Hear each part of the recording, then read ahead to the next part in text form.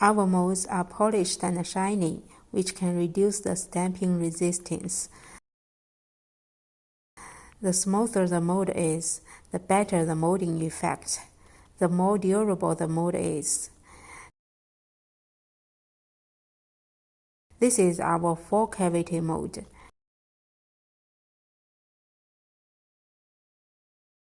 This is a lower mold.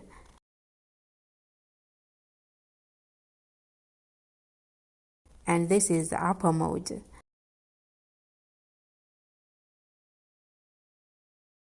All polished and shiny, like a mirror bright. This is why our mold is good. The processing is good, and the design is reasonable. Look, there are 4 cylinders here, and the 4 cylinders ensures the material stepping is very stable.